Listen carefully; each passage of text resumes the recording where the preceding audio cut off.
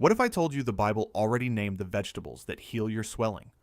Swollen ankles at the end of the day, stiff knees in the morning, hands that will not open.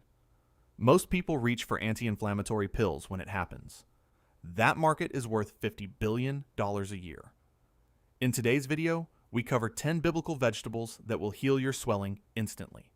Keep watching, because number 9 on this list contains a compound that blocks the exact same inflammatory enzyme as ibuprofen, and King David named it in the Psalms.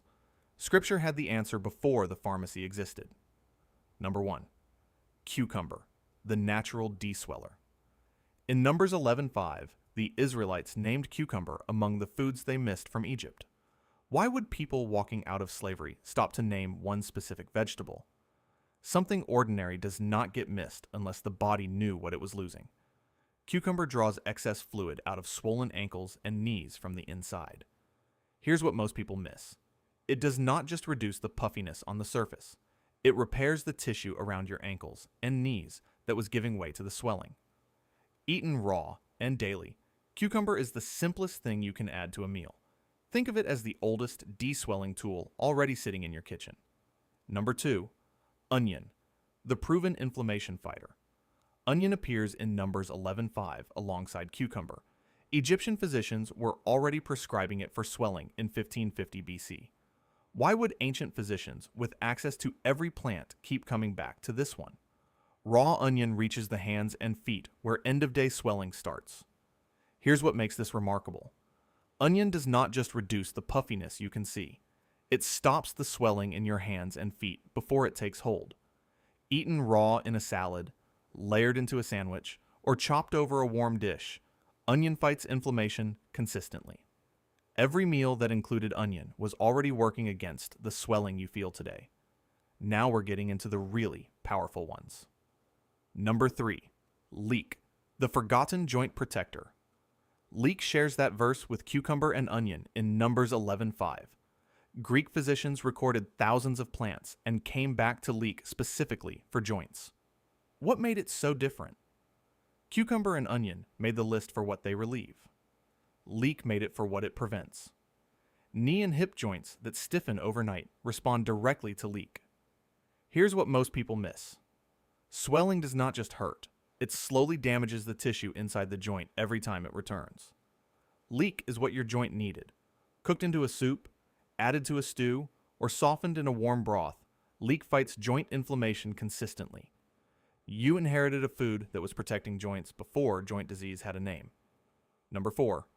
Lentils, the ancient tissue rebuilder. Genesis 25 records Esau trading his birthright for a bowl of lentils. What never gets asked is why the lentils themselves were worth so much. Chronic swelling in the legs and lower back responds directly to lentils. Here's what most people miss. Most foods address the swelling on the surface. Lentils rebuild the tissue underneath that the swelling has worn down. Cooked into a warm stew, simmered with vegetables, or served over rice, lentils repair inflammation consistently. Eaten 3 times a week, they deliver tissue repair to your legs and lower back. Number 5. Fava beans, the irreplaceable pain blocker. In 2 Samuel 17:28, beans were brought to David when he was fleeing Jerusalem. The fava bean was the only bean cultivated in the ancient Near East at that time. Why would this specific bean be the one brought to a king in crisis instead of any other food? Deep joint pain, the ache that comes before visible swelling, is where fava beans work. Here's what most people miss. Other foods reduce the pain once you feel it. Fava beans interrupt it before it reaches the surface. Cooked into a stew, mashed with olive oil, or simmered with garlic and herbs, fava beans work on the pain consistently. 2 to 3 servings a week is enough to keep that deep ache from taking hold. And here we are at number 6. Coriander, the silent swelling stopper. In Exodus 16:31, God described manna by comparing its appearance to coriander seed. Out of every plant that existed, God compared the food from heaven to this one. Why coriander? The swelling you feel in your joints often begins somewhere else, in the gut. Here's what most people miss. Most remedies calm the swelling after it reaches the joints. Coriander stops it where it starts, before it ever travels there. The plant God used to explain nourishment was already working on one of the main sources of inflammation in the body. Fresh coriander chopped over a salad, blended into a sauce, or over a warm dish, coriander fights inflammation consistently. One meal a day is enough to start. Number 7. Mustard greens, the inflammation crusher. In Matthew 13:31, Jesus described the mustard seed as something small that produces something vast. The greens follow the same pattern.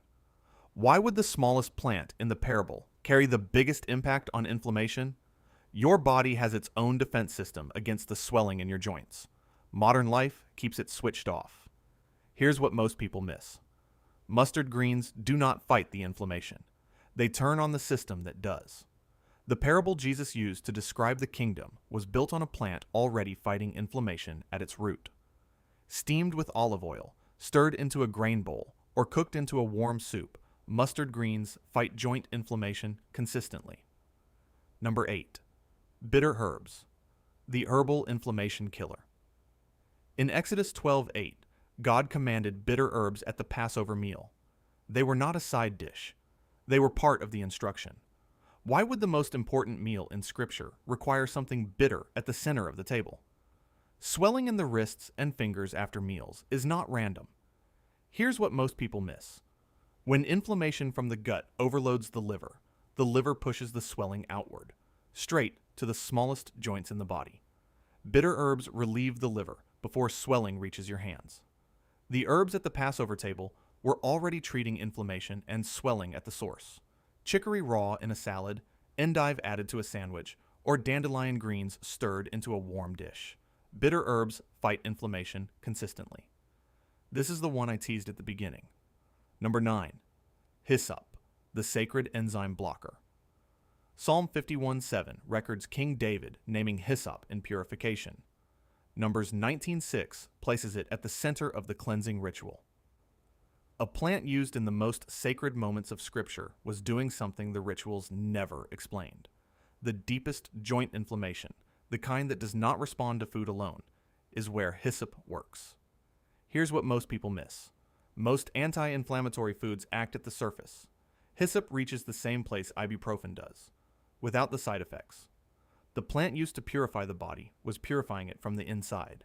Steeped as a hot tea, added to honey with warm water, or brewed alongside fresh herbs, hyssop fights joint inflammation consistently. And here we are at number 10. Garlic, the original inflammation suppressor. In Numbers 11:5, God was feeding the Israelites directly. They still named garlic by name. That is not nostalgia. That is the body speaking. Why would a people receiving divine provision still long for this one plant? Whole body inflammation, the kind that reaches every joint at once, is where garlic works. Here's what makes this final. No other food on this list acts on the entire inflammatory system at once. Garlic does. The food the Israelites refused to forget was already doing what no treatment today can replace. 1 or 2 cloves a day, raw in a dressing, crushed into olive oil, or roasted alongside a meal. Garlic fights inflammation consistently. The Israelites knew what they had lost. Now you have it back. These 10 vegetables were in the Bible before inflammation had a clinical name. Your body has been waiting for them to come back. The swelling your body carries today has a biblical answer. It always did.